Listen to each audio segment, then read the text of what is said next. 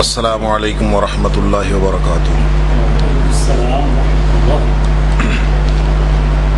الحمد للہ وکفی وسلام علی عبادہ الذین اصطفی۔ اشہد ان لا الہ الا اللہ وحدہ لا شریک لہ واشہد ان محمدا عبدہ ورسولہ صلی اللہ علیہ وآلہ وسلم۔ اما بعد فاعوذ باللہ السمیع العلیم من الشیطان الرجیم من ہمزہ ونفخہ ونفثہ۔ بسم اللہ الرحمن الرحیم۔ قل ان کان آباؤکم وابناؤکم واخوانکم وازواجکم وعشیرتکم واموال اقترفتموها وتجارة تخشون كسادها ومساكن ترضونها أحب إليكم من الله ورسوله وجهاد في سبيله فتربصوا حتى يأتي الله بأمره والله لا يهدي القوم الفاسقين۔ اے حبیب صلی اللہ علیہ وآلہ وسلم،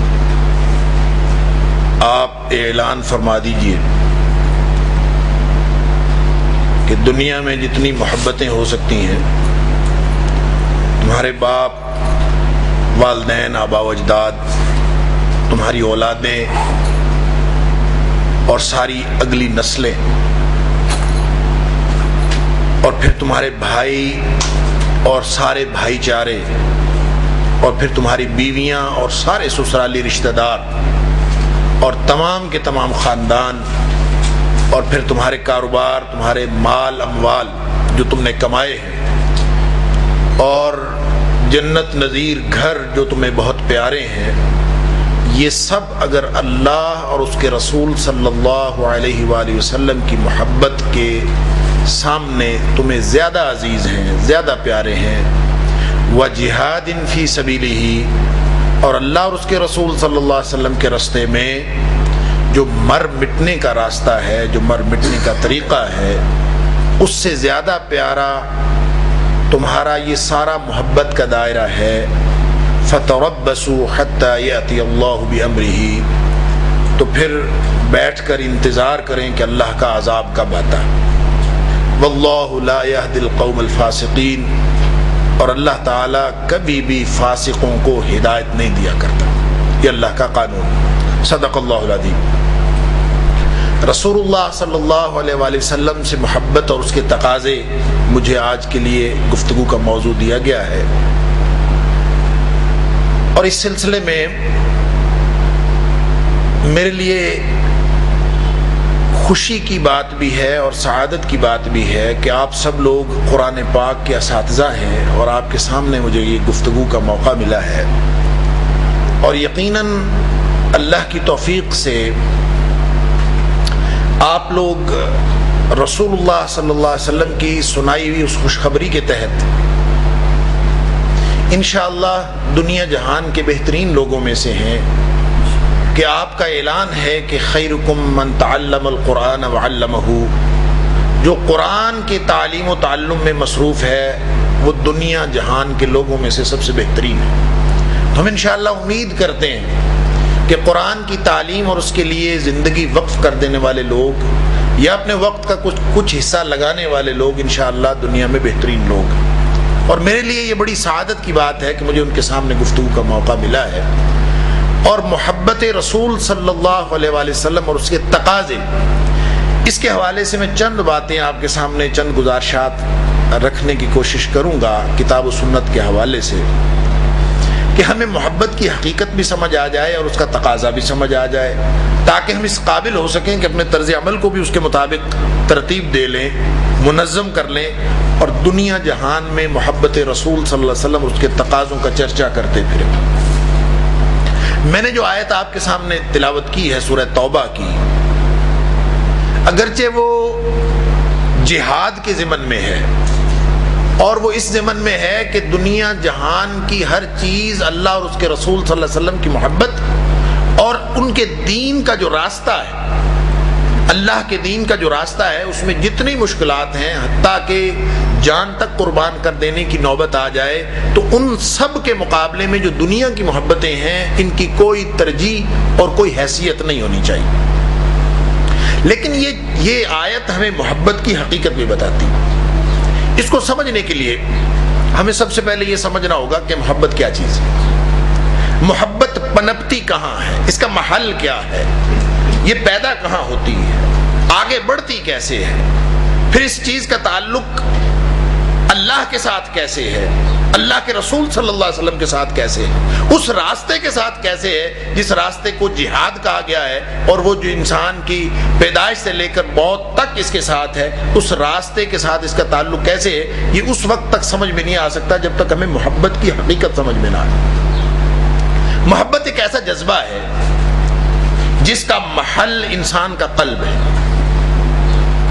اگرچہ اس کے اندر بڑی لمبی بحث ہے، جو خاص طور پہ جو نفسیاتی سائنس کے جو ماہرین ہیں وہ اس پہ بحث کرتے ہیں کہ قلب خواہشات اور جذبات کا محل ہے کہ دماغ، جس کو برین کہا جاتا ہے۔ دل اور دماغ کی ایک بڑی عجیب و غریب بحث ہے، لیکن قرآن پاک نے دماغ کو محل نہیں کہا، دل کو محل کہا۔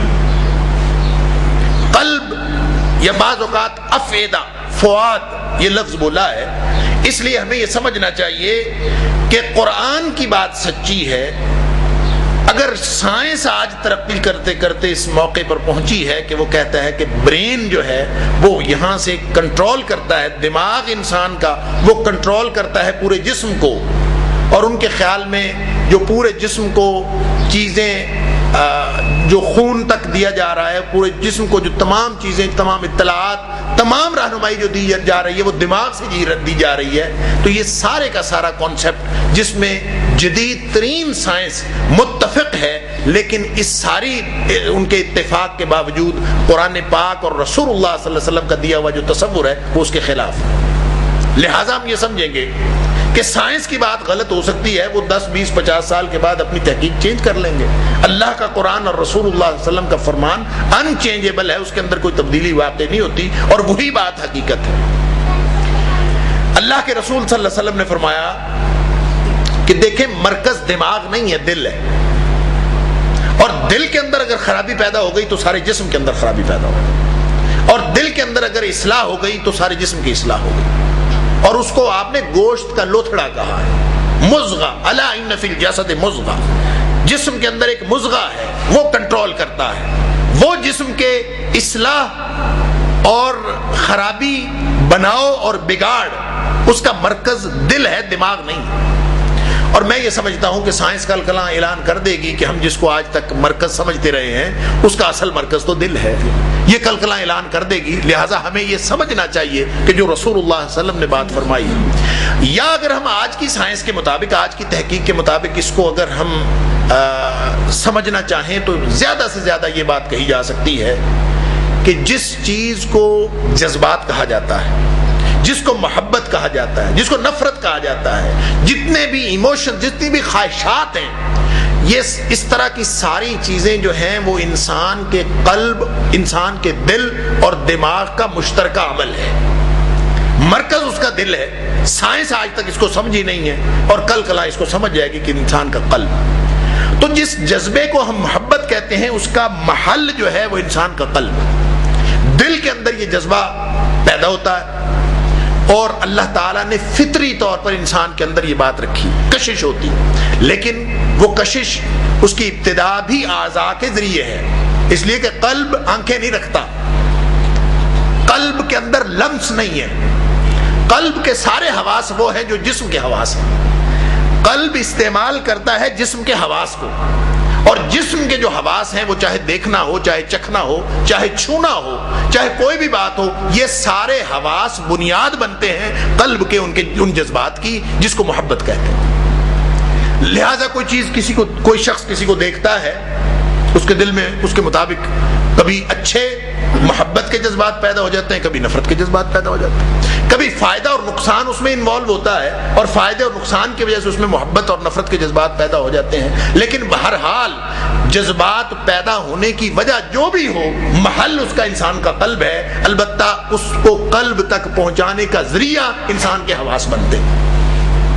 اب آپ دیکھ لیجئے جو قرآن پاک میں یہ جتنی چیزیں بیان ہوئی ہیں، وہ آباء و اجداد ہوں، یہ اولادیں ہوں، وہ بھائی چارے ہوں، وہ خاندان ہوں، وہ کمائے ہوئے مال ہوں، وہ انسان کی بڑھتی اور بگڑتی ہوئی تجارتیں ہوں، انسان کے جنت نظیر گھر ہوں، جتنی بھی چیزیں ہیں انسان کا تعلق ان ساری چیزوں کے ساتھ اپنے حواس کے ذریعے سے ہے۔ انسان ان کو یا اپنے جسمانی طور پر استعمال کر رہا ہے، یا اپنی آنکھوں کی ٹھنڈک کے لیے استعمال کر رہا ہے، یا دماغ کی طراوت کے لیے استعمال کر رہا ہے، کبھی سن کے انسان جو ہے وہ سکون محسوس کرتا ہے۔ سارے کے سارے حواس ہیں جو اس بارے میں بات کرتے ہیں، لیکن اصل مقام وہ قلب ہے جس میں محبت پیدا ہو جاتی ہے ان ساری چیزوں کے ساتھ، ان کے ساتھ حواس کا انٹریکشن ہونے کی وجہ سے انسان حواس کے ذریعے سے انٹریکٹ کرتا ہے، ان کے ساتھ گھر میں رہتا ہے، انسان گھر کے ساتھ محبت ہو جاتی ہے، کسی سے ملتے ہیں آپ اس کے ساتھ تعلق کی خاطر سمجھ لیتے ہیں، کسی سے انسان کا کوئی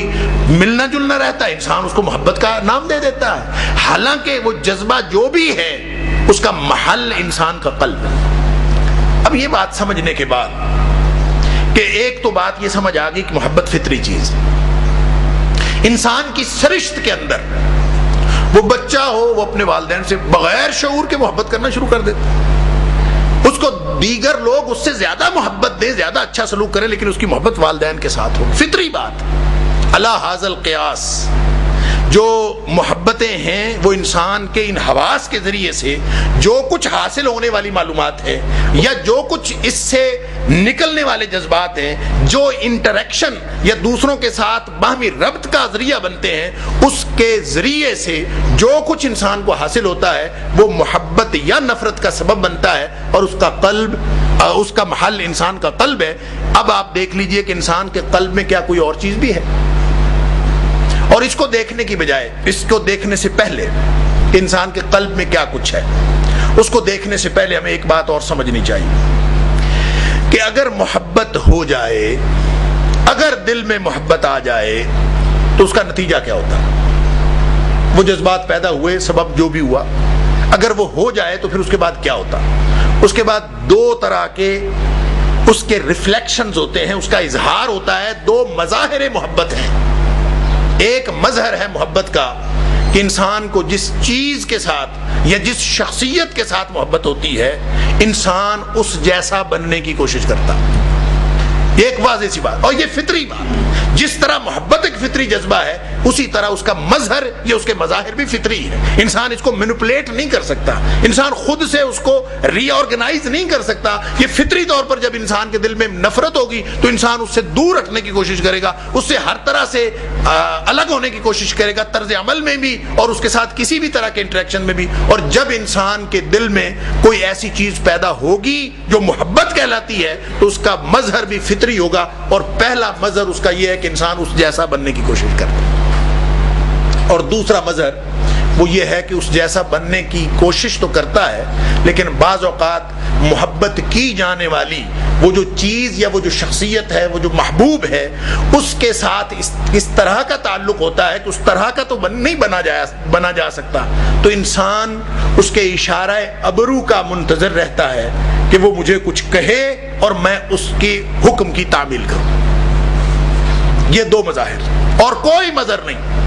یا تو آپ اس کی بات ماننا شروع کر دیں گے، اس کی اطاعت، اس کی فرما برداری شروع کر دیں گے، اور اس کی بات ماننے میں اصل میں انسان تسکین محسوس کرتا ہے۔ وہ جو بات میں نے پہلے عرض کی نا، حواس کے ذریعے سے انسان ایکشن کرتا ہے، قلب میں وہ تسکین محسوس کرتا ہے، اس تسکین کی وجہ سے انسان بار بار اس کو اسی عمل کو کرنے کی کوشش کرتا ہے۔ آپ اگر جو سائیکو انالیسس کرنے والے لوگ ہیں ان سے اگر آپ تھوڑا تجزیہ کروائیں تو ان کا خیال یہ ہے کہ کوئی بھی ایکشن اگر بعض اوقات کسی لذت یا کسی طرح کے تلذذ کا باعث اس وقت نہیں ہوتا اتنا جتنا بعد میں سوچنے پر انسان اس میں تلذذ محسوس کرتا ہے۔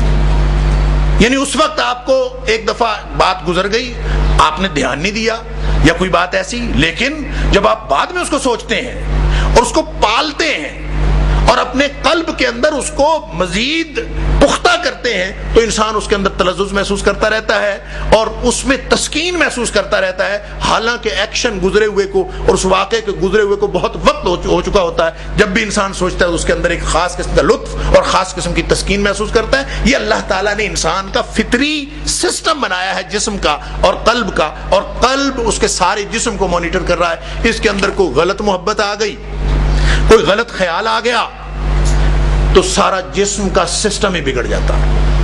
دماغ وہ سوچنا شروع کر دیتا ہے جو دل میں ہے، آنکھیں وہ دیکھنا چاہتی ہیں جو دل میں ہے، ہاتھ وہ کرنا چاہتے ہیں جو دل میں ہے، پاؤں وہاں اٹھنا چاہتے ہیں جو دل میں ہے۔ ظاہر ہے جسم اگر دل میں غلط چیز پختہ ہو گئی تو اس کے مطابق سارے جسم میں بگاڑ پیدا ہو گیا۔ یہی تو رسول اللہ صلی اللہ علیہ وسلم نے فرمایا ہے کہ الا ان فی الجسد مضغہ، کہ یہ ایک گوشت کا لوتھڑا ہے اور سارا کام یہی خراب کرتا ہے۔ لیکن یہ صرف خراب نہیں کرتا، بناتا بھی یہی ہے۔ یہ ٹھیک ہو جائے تو سارے جسم کی اصلاح کا باعث بن جاتا، سارا جسم ٹھیک ہو جاتا ہے۔ اگر قلب کے اندر ظاہر ہے اس کے مطابق انسان کے اعضاء و جوارح حواس خمسہ اسی کے مطابق اس کے کام کرنا شروع کر دیتے ہیں۔ اب میں جو اگلی بات کرنے لگا ہوں کہ یہ دو مظاہر ہیں، یہ ذہن میں رکھیے بات۔ اب ایک چیز جو شرعی حوالے سے ہمیں بتائی گئی ہے اور جو سب سے اولین مقصود ہے دین کے اندر، وہ ہے ایمان، اور ایمان کا محل بھی انسان کا قلب ہے۔ ایمان دل میں ہوتا ہے، اس کی اعلیٰ ترین سٹیج ہے تقوی۔ ایمان کی اعلیٰ ترین سٹیج ہے تقوی، دل میں ہوتا ہے۔ التقوی ہا ہنا، اللہ کے رسول صلی اللہ علیہ وسلم۔ اور ایمان کو کہتے ہیں تصدیق بالقلب و اقرار باللسان۔ زبان تو صرف اظہار کرتی ہے، دل اس کی گواہی دیتا ہے، دل کے اندر بات ہوتی ہے۔ ایمان کا تعلق دل کے ساتھ، قلب کے ساتھ ہے۔ اب ظاہر ہے اگر ایمان کا تعلق بھی قلب کے ساتھ ہے اور محبت کا تعلق بھی قلب کے ساتھ ہے تو اس کا مطلب یہ ہوا کہ محبت اور ایمان کا آپس میں بڑا گہرا رشتہ ہے۔ ایمان اور محبت آپس میں بہت گہرا رشتہ رکھتے ہیں، اور اگر محبت کے جذبات غلط آ جانے سے، قلب چونکہ مانیٹر کرتا ہے پورے جسم کو، اس میں غلط آ جانے سے سارے جسم میں بگاڑ پیدا ہو جاتا ہے۔ تو اس کا مطلب یہ ہوا کہ اگر محبت غلط ہو گئی تو پھر ایمان نہیں آ سکتا، کیونکہ ایمان کا تعلق محبت کے ساتھ ہے۔ ایمان بھی بگڑ جائے گا، ایمان ختم ہو جائے گا۔ صرف جسم میں نہیں بگڑتا، اس کا مطلب یہ ہوا ایمان بھی بگڑتا ہے، سارا کچھ ختم ہو جاتا ہے۔ وہ جو حدیث آپ نے سنی ہوگی، بڑی معروف حدیث ہے، رسول اللہ صلی اللہ علیہ وسلم نے فرمایا کہ لا تدخلون الجنہ، تم کبھی جنت میں داخل نہیں ہو سکتے، حتی تؤمنوا، جب تک کہ تم واقعتاً ایماندار نہ بن جاؤ، ولا تؤمنوا، تم ایماندار نہیں بن سکتے، حتی تحابوا، جب تک تمہاری آپس میں محبت نہ ہو جائے۔ اب اندازہ فرمائیے، محبت کا تعلق ایمان کے ساتھ، تقاضا ہے، کیوں؟ دونوں کا محل قلب ہے، ایک دوسرے کے بغیر ہو نہیں سکتے۔ ہاں محبت جھوٹی ہو سکتی ہے، ایمان جھوٹا نہیں ہو سکتا۔ محبت غلط ہو سکتی ہے، ایمان غلط نہیں ہو سکتا۔ ایمان تو صحیح ہوگا، ایمان ہوگا تو وہ ایمان ہوگا، نہیں ہوگا تو اس میں کچھ بھی نہیں ہوگا۔ لہذا فرمایا کہ تمہاری آپس میں جب تک محبت نہ ہو، وہ محبت کس وجہ سے ہے یہ بھی بات میں جا کے میں عرض کرتا ہوں، ذہن میں رکھیے کہ محبت کس وجہ سے ہونی چاہیے، اس کی بنیاد کیا ہونی چاہیے، یہ آگے جا کے بات ہوگی انشاءاللہ۔ تو محبت اور ایمان کا اس طرح سے گہرا تعلق ہے کہ فرمایا لا تدخلون الجنت، تم کبھی جنت میں داخل نہیں ہو سکتے، حتی تؤمنوا، جب تک تم ایماندار نہ بن جاؤ، ولا تؤمنوا، اور تم اس وقت تک مومن نہیں بن سکتے صحیح معنوں میں، حتی تحابوا، جب تک آپس میں ایک دوسرے سے محبت نہ کرنے لگو۔ پھر فرمایا ولا ادلکم علی شیء اذا فعلتموه تحاببتم، میں پھر محبت کا نسخہ بتا دیتا ہوں تمہیں، گویا جنت میں جانے کا نسخہ۔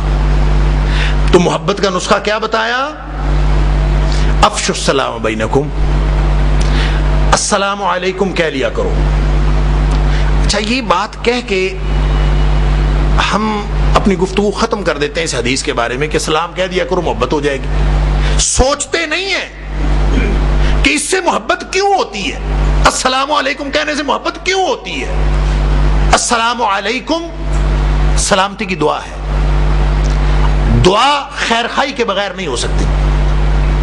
کوئی شخص کسی کے لیے خیر خواہی کا جذبہ رکھے تو دوسرا جسم جو اپنے حواس کے ذریعے سے ریسیپٹیو ہے اس کو وصول کر رہا ہے.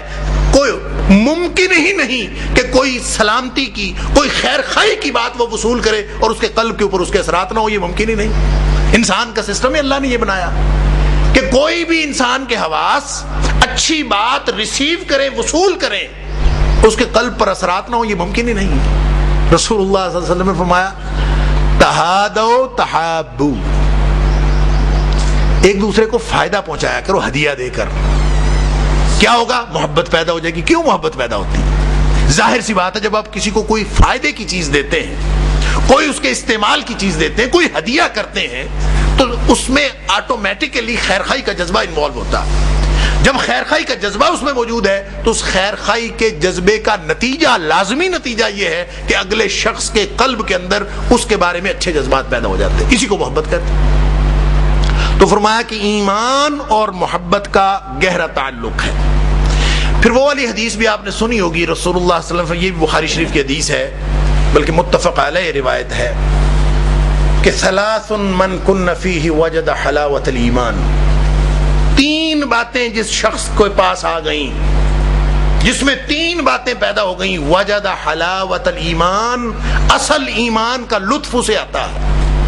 ایمان کی شیرینی, ایمان کی جو حلاوت ہے وہ اس کو میسر آتی ہے جس میں 3 باتیں آ جاتی ہیں. اس میں سب سے پہلی بات ان یکون اللہ ورسولہ احب الیہ مما سواہما. پہلی بات یہ ہے کہ اللہ اور اس کا رسول صلی اللہ علیہ وسلم اس کو پیارے ہو جائیں باقی ساری دنیا سے زیادہ. اب یہ بڑی عجیب و غریب بات ہے کہ اللہ اور اس کے رسول پیارے ہو جائیں باقی ساری چیز ختم ہو جائے, حالانکہ ہمارا انٹریکشن تو باقی ساری چیزوں کے ساتھ ہے. یہی امتحان ہے. ہمارے حواس جو کچھ وصول کر رہے ہیں, جو معلومات حاصل کر رہے ہیں, جن کے ساتھ ہمارا رہنا بسنا ہے, جن کے ساتھ ہمارا اٹھنا بیٹھنا ہے, ہمارے معمولات زندگی جس کے ساتھ وابستہ ہے, وہ ساری دنیا کی چیزیں ہیں. اللہ فرماتا ہے کہ محبت دنیا کی چیزوں سے نہیں کرنی, محبت اللہ اور اس کے رسول سے کرنی. یہی امتحان ہے, یہی تو مسئلہ, بنیادی نقطہ ہی یہی ہے. ان یکون اللہ ورسولہ احب الیہ مما سواہما. اولاد پیاری لگتی ہے,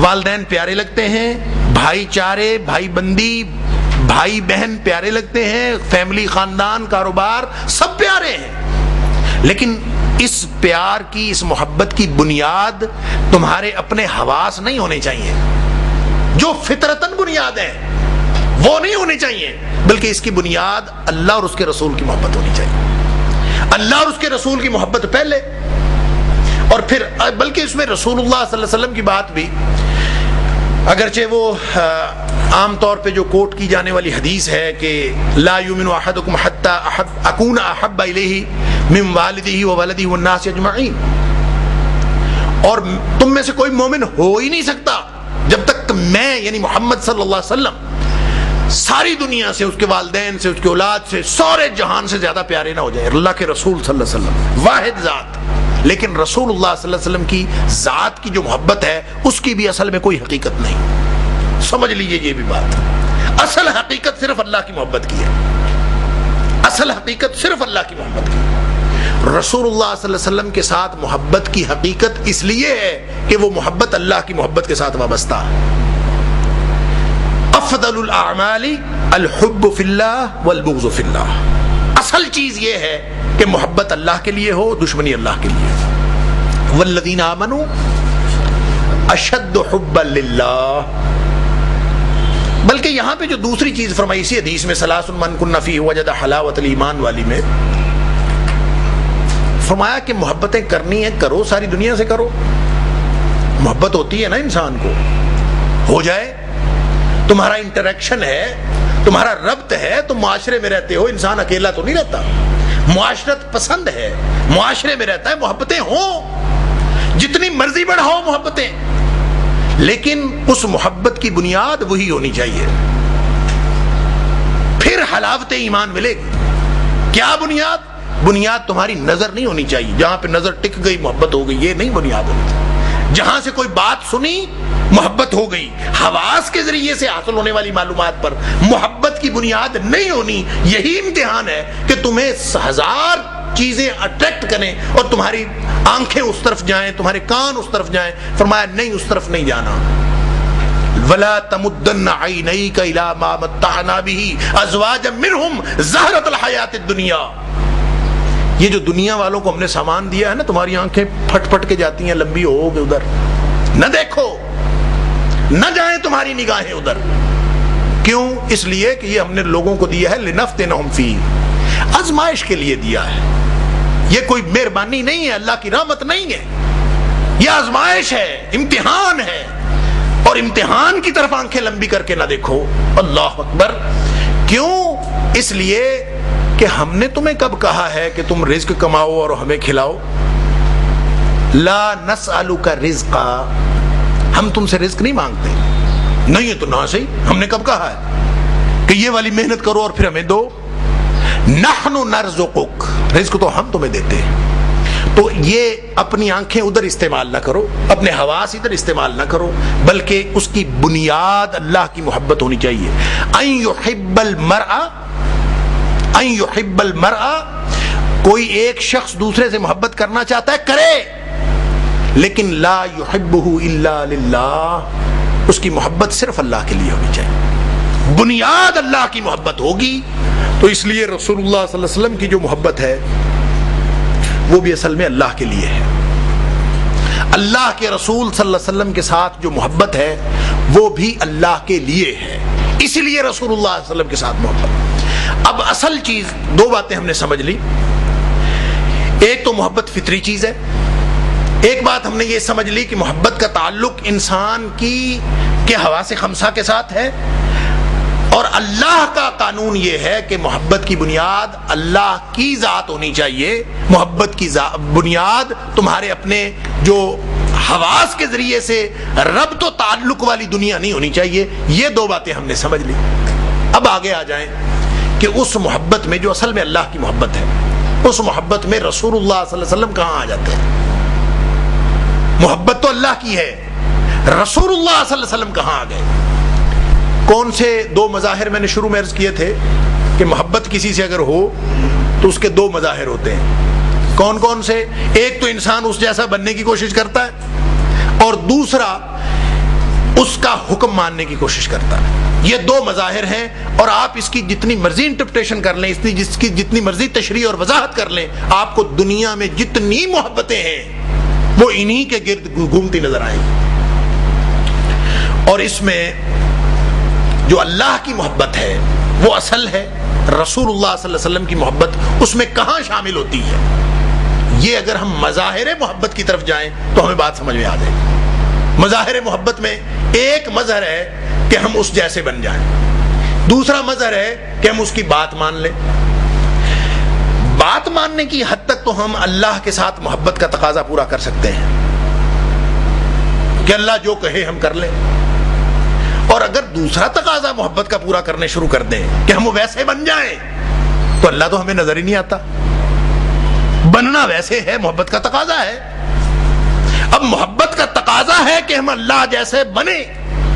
صبغۃ اللہ ومن احسن من اللہ صبغۃ, اپنے آپ کو رنگ لو اللہ کے رنگ میں. اب اللہ کا رنگ کہاں نظر آئے گا؟ اللہ کا رنگ نظر آئے گا تو رسول اللہ صلی اللہ علیہ وسلم کی حیات طیبہ میں نظر آئے گا. یہ تقاضا ہے اللہ کی محبت کا کہ ہم رسول اللہ صلی اللہ علیہ وسلم کے ساتھ محبت رکھیں. وگرنہ یہ جو 2 چیزیں میں نے عرض کی, بڑی عامیانہ لفظ, زیادہ عامیانہ ہے, عام سی اور سادہ زبان استعمال کرتے ہوئے, یعنی محبت کے اظہار کے لیے اس کو اگر شرعی زبان میں بات کریں, اس کو اگر شرعی اصطلاحات دیکھیں تو بڑی شاندار 2 اصطلاحات ہیں انہی 2 مظاہر کے لیے. ایک کا نام ہے اطاعت جس کو تعمیل حکم کہتے ہیں, اور دوسرے کا نام ہے اتباع جس کو اس رنگ میں رنگا جانا کہتے ہیں. ایک اتباع ہے اور ایک اطاعت ہے. یہ محبت کے فطری تقاضے ہیں, اور محبت اصل میں اللہ کی ہے, اور اللہ کی محبت ہمیں کرنی ہے. کرنی ہمیں اللہ سے محبت ہے, لیکن اس کا ذریعہ رسول اللہ صلی اللہ علیہ وسلم ہے. ان کنتم تحبون اللہ قل ان کنتم تحبون اللہ. دیکھیں اس کی وجہ یہ ہے کہ رسول اللہ صلی اللہ علیہ وسلم، اگر یہ اللہ کا احسان ہے کہ اللہ تعالیٰ نے ہمیں رسول اللہ صلی اللہ علیہ وسلم کی شکل میں ایک نمونہ عبدیت عطا فرمایا، اگر وہ نہ ہوتے تو اللہ کے ساتھ محبت کا تعلق پورا قائم ہو ہی نہیں سکتا تھا. آدھا ہی ہونا تھا نا، تعمیل حکم، اطاعت. اللہ آسمانوں پہ عرش پہ بیٹھا ہمیں حکم دیتا جاتا، ہم اس کی اطاعت کرتے جاتے، ہم اس کی بات مانتے جاتے. تو یہ نصف تقاضا پورا ہو سکتا تھا، دوسرا نصف پورا ہو ہی نہیں سکتا، اس لیے کہ نہ ہم اللہ کو دیکھیں، نہ ہم اپنے آپ کو اللہ کے رنگ میں رنگیں. ہمارے سامنے اللہ تعالیٰ کی ذات موجود نہیں ہے، ہمیں نظر نہیں آتی اللہ کی ذات، موجود ہونے کے باوجود نظر نہیں آتی. اس لیے رسول اللہ صلی اللہ علیہ وسلم کی شکل میں وہ نمونہ عطا فرمایا کہ جس نے محبت کا تعلق اللہ سے قائم کرنا ہو. تو محبت میں چونکہ یہ تقاضا محبت کا مفقود تھا، اگر رسول کریم صلی اللہ علیہ وسلم تشریف نہ لاتے تو یہ تقاضا محبت نہیں تھا، موجود ہی نہیں تھا. تو اس کا مطلب ہے پوری محبت نہ ہو سکتی. تو فرمایا قل ان کنتم تحبون اللہ، اے حبیب صلی اللہ علیہ وسلم اعلان فرمائیے کہ اللہ کے ساتھ محبت کے تقاضے پورے کرنے ہیں، اللہ کے ساتھ پوری مکمل محبت کرنی ہے.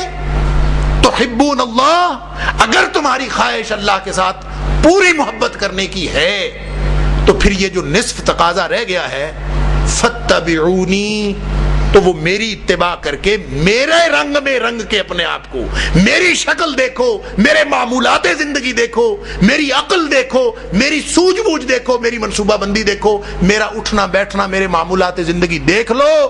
جو میرے رنگ میں رنگا گیا، سمجھ لو یحببکم اللہ، اللہ کے ساتھ محبت کا تعلق قائم ہو گیا. گویا ہمیں یہ بات پتہ چلی کہ محبت رسول صلی اللہ علیہ وسلم اصل میں محبت الہی کا تقاضا ہے. محبت رسول صلی اللہ علیہ وسلم اصل میں محبت الہی کا تقاضا ہے. اب محبت الہی کا جب تقاضا ہے تو پھر اس کا تقاضا بھی تو وہی ہوگا جو محبت الہی کا ہے. یعنی رسول اللہ صلی اللہ علیہ وسلم کی محبت تقاضا ہے اللہ کی محبت کا، تو اس کا مطلب یہ ہے کہ رسول کی محبت کا تقاضا بھی وہی ہوگا جو اللہ کی محبت کا تقاضا ہے. اور وہ دو ہی تقاضے ہیں، میں نے پہلے عرض کیا. ایک تقاضا ہے رنگ میں رنگے جانے کا، اور ایک تقاضا ہے اس کا حکم مان لینے کا. تو حکم ماننا اب چونکہ نمونہ ہمارے پاس آ گیا تھا، لقد کان لکم فی رسول اللہ اسوۃ حسنہ. کھانا کیسے ہے؟ اللہ کے رسول کو دیکھ لو. پینا کیسے ہے؟ اللہ کے رسول صلی اللہ علیہ وسلم کو دیکھ لو. کیا کھانا ہے؟ اللہ کے رسول صلی اللہ علیہ وسلم کو دیکھ لو. سونا کیسے ہے؟ رہنا کیسے ہے؟ زندگی کیسے گزارنی ہے؟ بچوں کو کیسے رکھنا ہے؟ جوانی میں کیا کرنا ہے؟ بڑھاپے میں کیا کرنا ہے؟ خواتین کے ساتھ سلوک کیا کرنا ہے؟ گھر والوں کے ساتھ کیا؟ اللہ کے رسول کو صلی اللہ علیہ وسلم کو دیکھتے جاؤ. جو رسول اللہ صلی اللہ علیہ وسلم نے کیا وہ کرتے جاؤ. یہ تقاضا ہے اصل میں اللہ کی محبت کا. تو اب جب اللہ نے رسول اللہ صلی اللہ علیہ وسلم کو اپنی تقاضا محبت کے لیے مبعوث فرما دیا تو اب یہ تقاضا ہے محبت رسول صلی اللہ علیہ وسلم، اور یہی اصل میں محبت ہے. اس میں ایک بڑی تسکین اور طمانینت، جو میں نے پہلے شروع میں عرض کیا کہ انسان تسکین محسوس کرتا ہے، لطف محسوس کرتا ہے، قلب اس کا تسکین محسوس کرتا ہے اگر محبت کے مطابق اس کے اعضاء و جوارے جو ایکشن کر رہے ہوں تو انسان تسکین محسوس کرتا ہے محبت کے ذریعے سے. یہاں میں دو باتوں کا فرق واضح کرنا چاہتا ہوں کہ جو انسان حواس کی بنیاد پر جس چیز سے محبت کرتا ہے، یا اس کو آپ زیادہ سادہ الفاظ میں دنیاوی محبت کہہ لیں. جو دنیاوی محبت ہے وہ بھی ظاہر ہے، اس کا قلب، اس کا بھی تو محل انسان کا قلب ہی ہے نا، وہ بھی وہیں پہ ہے. اور جو اللہ کی محبت ہے اس کا محل بھی انسان کا قلب ہے. رسول اللہ صلی اللہ علیہ وسلم کے ساتھ محبت، ہر چیز کی محبت جہاں کہیں بھی ہوگی وہ انسان کے دل کے ساتھ متعلق ہے. اور جو کچھ بھی انسان تسکین محسوس کرتا ہے اپنے قلب میں، وہ اعضاء و جوارے کے ذریعے سے جو کچھ ہوتا ہے اس کی تسکین محسوس کرتا ہے. ظاہر اگر آپ نے اللہ اور اس کے رسول صلی اللہ علیہ وسلم کی اطاعت اور اتباع کرنی ہے تو بھی آپ کو جس چیز کو کام میں لانا ہے وہ آپ کے حواس ہی ہیں. آپ ہاتھوں کو ہلائیں گے، آپ اعضاء و جوارے کے ذریعے سے اللہ کے رسول صلی اللہ علیہ وسلم کی اطاعت و اتباع کی بات کریں. لیکن جب آپ یہ تسکین تو دونوں طرح سے انسان محسوس کرتا ہے، لیکن فرق ان دونوں میں یہ ہے کہ ہر وہ محبت یا جتنی محبتیں جن کا ذکر آیا ہے، یہ سورہ توبہ کی آیت نمبر 24 میں جو میں نے شروع میں عرض کی، آبا سے لے کر تجارت تک، کہ اوپر کی نسلیں نیچے کی نسلیں، سارے خاندان، بھائی چارے، جتنی محبتیں ہیں، ان ساری محبتوں کی اگر آپ ان کا انالیسس کریں، تجزیہ کریں، تو اس کی انتہا کیا ہے؟ سمجھیں ذرا بات کو۔ دنیاوی محبتوں میں سے یا دنیاوی لذتوں میں سے آپ کہہ لیں، دنیاوی محبتوں سے انسان لذت محسوس کرتا ہے، اس کے مطابق ایکٹ کرنے سے، اس کے مطابق عمل کرنے سے انسان لذت محسوس کرتا ہے۔ دینی محبت سے بھی انسان لذت محسوس کرتا ہے، لیکن ان دونوں لذتوں میں فرق یہ ہے کہ جو دنیاوی بنیاد پر یا حواس خمسہ کی بنیاد پر یا ظاہری اور وقتی تلذذ کی بنیاد پر جو محبت انسان کو ہوتی ہے، اس کی انتہا یقیناً بیزاری ہے اور نفرت ہے، یقیناً، کوئی اس کے اندر استثناء نہیں ہے، یقیناً اس کی انتہا بیزاری اور نفرت ہے۔ مثال کے طور پر آپ کو کوئی چیز دیکھنے میں، کھانے میں بڑی مرغوب لگتی اور کھانے میں مزہ بھی بہت آتا ہے، تو آپ کتنا کھا لیں گے؟ کچھ ایک خاص مقدار کھانے کے بعد وہی کھانا آپ کے سامنے پڑا ہوگا، آپ کا دیکھنے کو بھی دل نہیں کرے گا، ہوتا ہے نا ایسے؟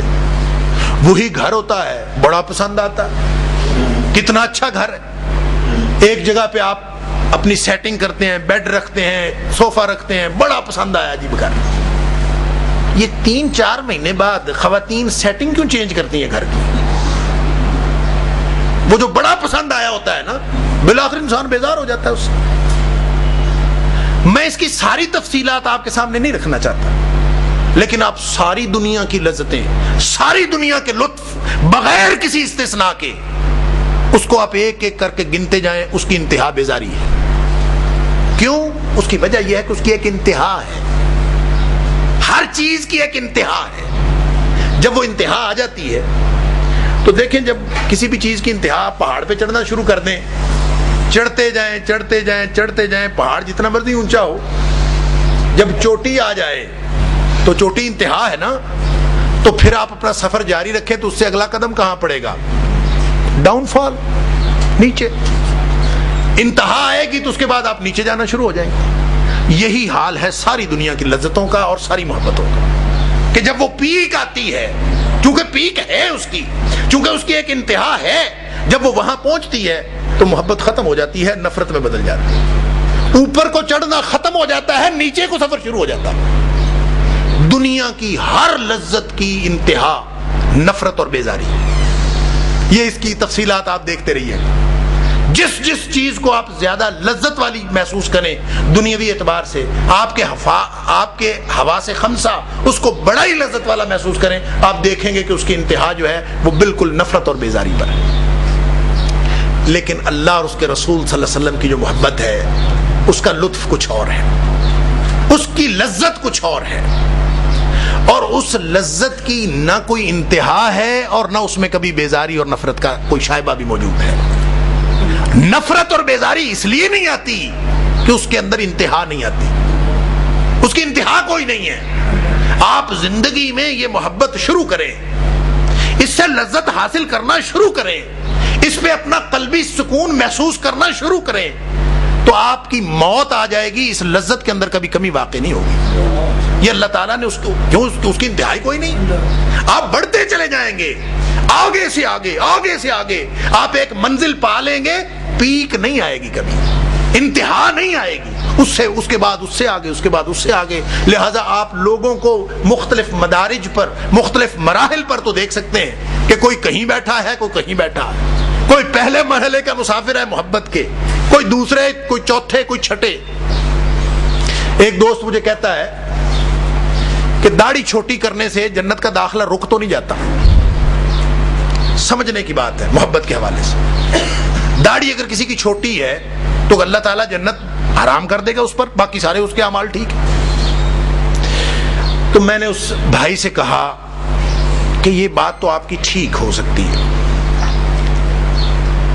کہ داڑھی چھوٹی کرنے سے جنت کا داخلہ رک تو نہیں جائے گا، لیکن ایک بات ذہن میں رکھیں کہ جو مقام سنت کے مطابق داڑھی رکھنے والے کا ہے وہ چھوٹی داڑھی والے کو مل نہیں سکتا. سوال ہی پیدا نہیں ہوتا. کیسے سمجھتے ہیں آپ؟ ایک شخص اپنا تن من دھن اللہ کے رسول صلی اللہ علیہ وسلم کے ساتھ لگا دیتا ہے صرف اور صرف تاکہ مجھے اللہ کی محبت میں تکمیل، وہ آخری مرحلہ حاصل ہو جائے جو اللہ کو مقصود ہے، اور وہ اپنا سارا رنگ اس رنگ میں رنگ لیتا ہے. صبغۃ اللہ ومن احسن من اللہ صبغۃ. آپ کو وہ بندہ اور ایک شخص جو اپنی من مرضی کے مطابق زندگی گزار رہا ہے، وہ دونوں کا انجام ایک جیسا ہوگا، دونوں کا مقام ایک جیسا ہوگا؟ یہ سوال ہی پیدا نہیں ہوتا. کوئی شخص یہاں پہ یہ تھوڑے تھوڑے فرق ہیں، یہ چھوٹے چھوٹے فرق ہیں، لیکن وہ اللہ بڑا باریک بین ہے. وَهُوَ اللَّطِيفُ الْخَبِيرُ. بڑا ہی باریک بین ہے. وہ اس کا حساب کتاب ہمارے سے زیادہ پریسائزڈ، بہت باریک بینی سے حساب کرتا ہے. وہ یہ ممکن نہیں ہے کہ ایک شخص اپنے آپ کو اللہ کے رسول صلی اللہ علیہ وسلم کی سنت، اطاعت اور اتباع، میں نے عرض کیا محبت کے دو ہی تقاضے ہیں، ایک اس رنگ میں رنگا جانا اور دوسرا اس کا حکم ماننا. ایک کا نام شریعت کی زبان میں اطاعت ہے اور ایک کا نام اتباع ہے. یہی تقاضا ہے. اس کو آپ شریعت کی زبان میں سمجھ لیں، اس کو آپ روحانیت کی زبان میں سمجھ لیں، اس کو آپ تصوف کی زبان میں سمجھ لیں، اس کو آپ نفسیات کی زبان میں سمجھ لیں، اس کو آپ کسی دنیاوی، کسی سائنسی جدید ترین علوم کی بنیاد پہ سمجھ لیں. تقاضا اطاعت اور محبت ہے، اس کے علاوہ کوئی تقاضا نہیں. وہ اقبال نے کہا تھا کہ سراپا حسن بن جاتا ہے جس کے حسن کا عاشق. سراپا حسن بن جاتا ہے جس کے حسن کا عاشق. بھلا اے دل حسین ایسا بھی ہے کوئی حسینوں میں؟ کوئی ایسا ہے کہ جس کے رنگ میں رنگے جانے کے بعد انسان خود دوسروں کا محبوب ہو جائے؟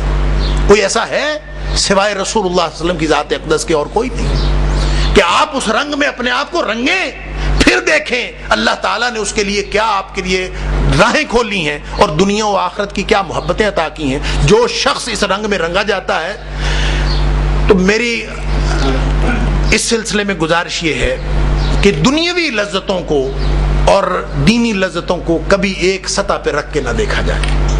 لذت اس میں بھی ہے، لذت اس میں بھی ہے، لیکن اس لذت کی انتہا نفرت اور بیزاری ہے. اس لذت کی کوئی انتہا ہی نہیں. یہ لطف زندگی میں بڑھتا چلا جاتا ہے.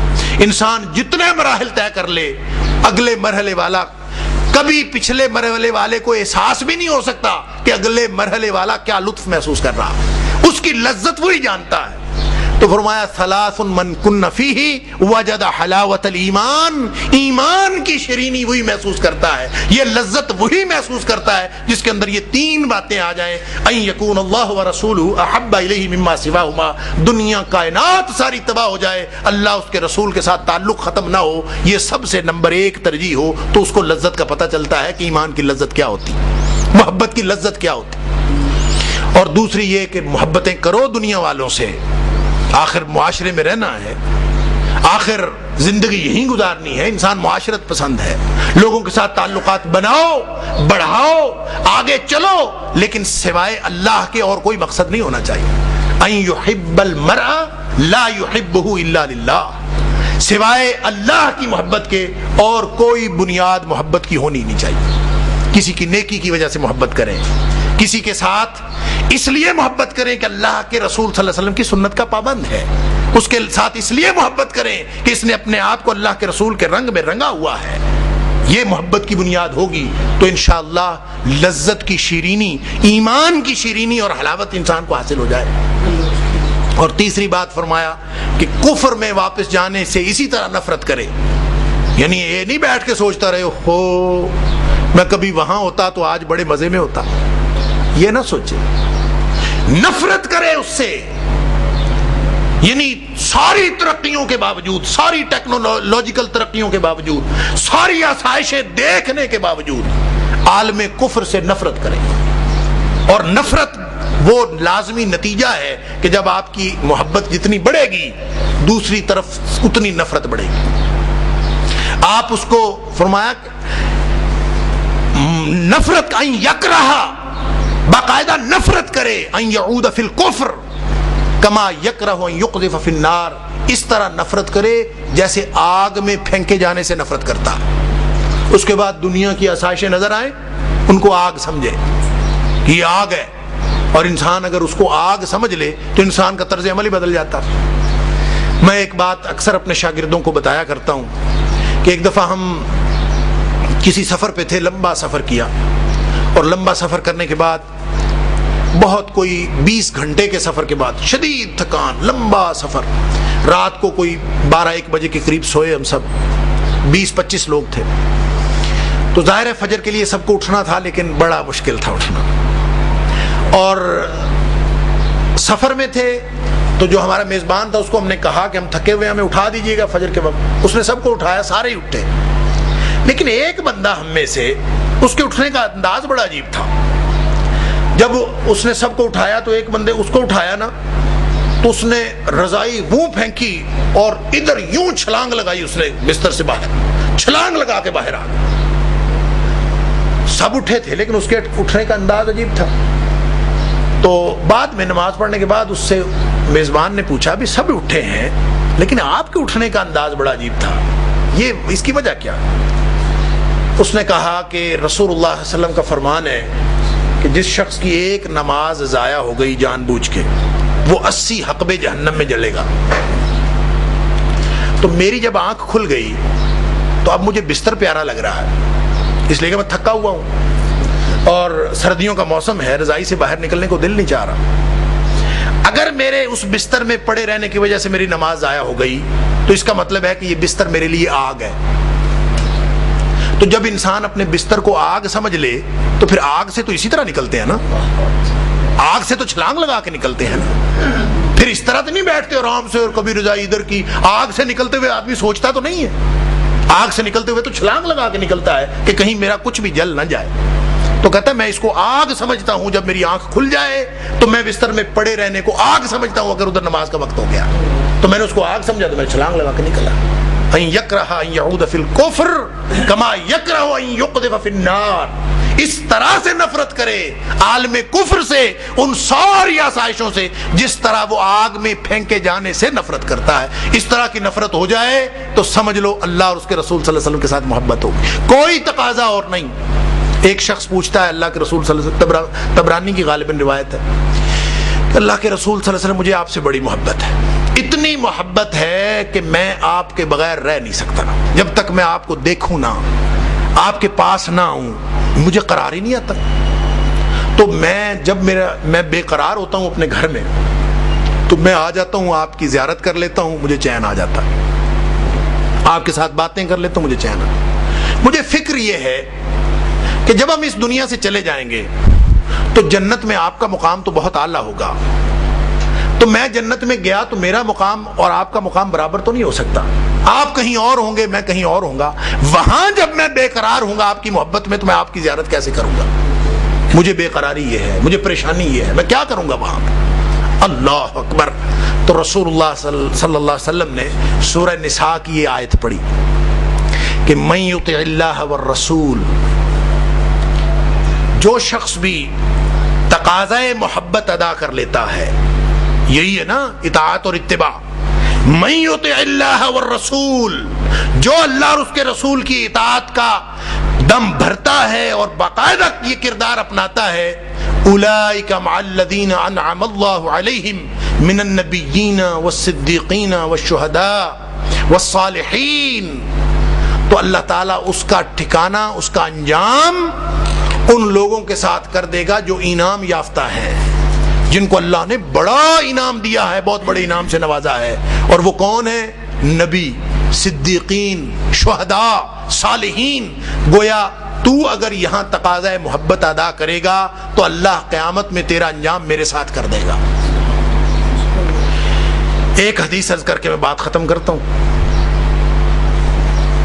کہ رسول اللہ صلی اللہ علیہ وسلم نے فرمایا کہ یہ جو محبت کا مسئلہ ہے نا اور رنگ میں رنگے جانے کا مسئلہ، معاشرے کے اندر فیشن چلتا ہے، معاشرے کے اپنے ٹرینڈز ہیں، معاشرے کے اپنے معمولات ہیں، اور جو لوگ معاشرے کے فیشن کے ساتھ نہیں چلتے، اللہ اور اس کے رسول صلی اللہ علیہ وسلم کے فیشن کے ساتھ چلتے ہیں، ان کا کبھی آپس میں مطابقت پیدا نہیں ہوتی، آپس میں ہمیشہ اجنبی رہتے ہیں، لہٰذا رسول اللہ صلی اللہ علیہ وسلم نے فرمایا ان الاسلام بدا غریبا، اسلام جب آیا تھا نا تو یہ معاشرے میں اجنبی تھا،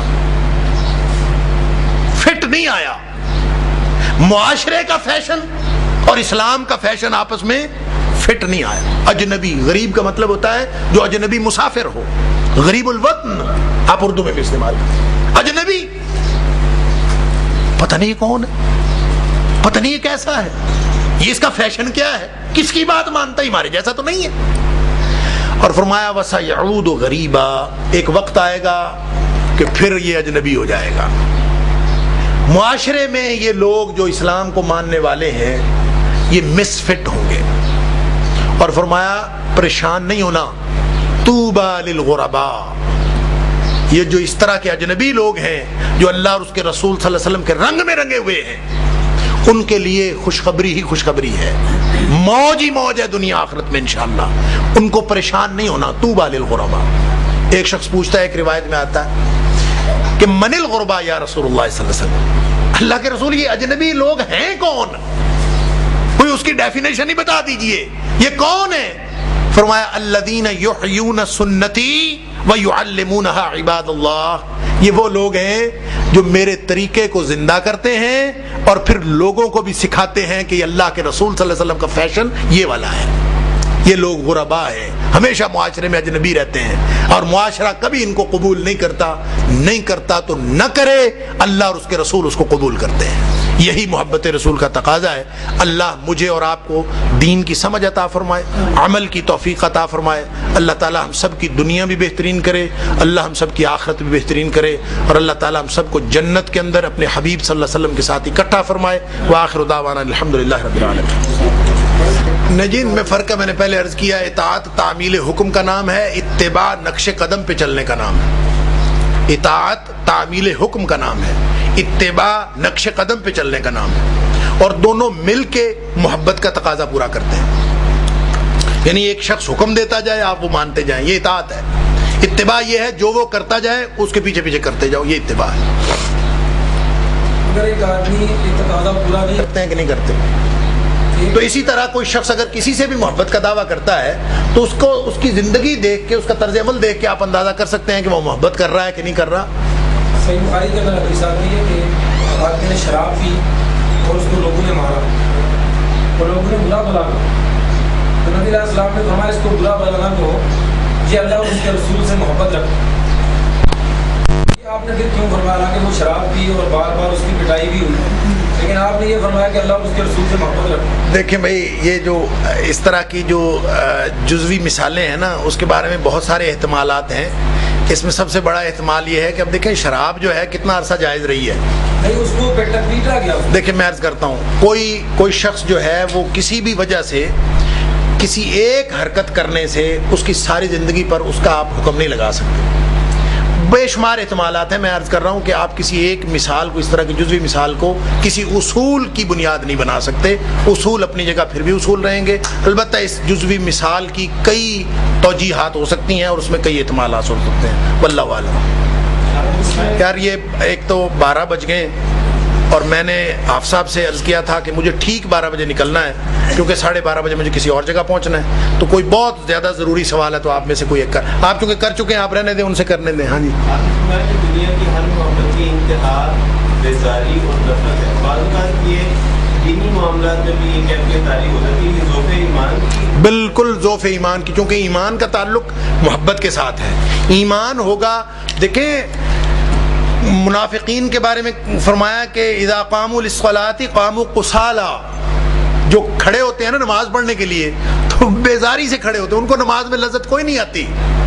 تو انتہا، دیکھیں یہ فرق یہ ہے نماز میں کہ جو مومن کی نماز ہے، رسول اللہ صلی اللہ علیہ وسلم فرماتے ہیں قرۃ عینی فی الصلاۃ، نماز میں میری آنکھوں کی ٹھنڈک ہے، یعنی آنکھیں ٹھنڈی ہو جاتی ہیں، سکون ملتا ہے۔ اور منافق کھڑا ہوتا ہے تو اس کو نماز میں بیزاری ہوتی ہے، جب اس کا ایمان بہتر ہوگا تو پھر اس کو لذت آئے گی، واللہ اعلم۔ وآخر دعوانا الحمدللہ رب العالمین۔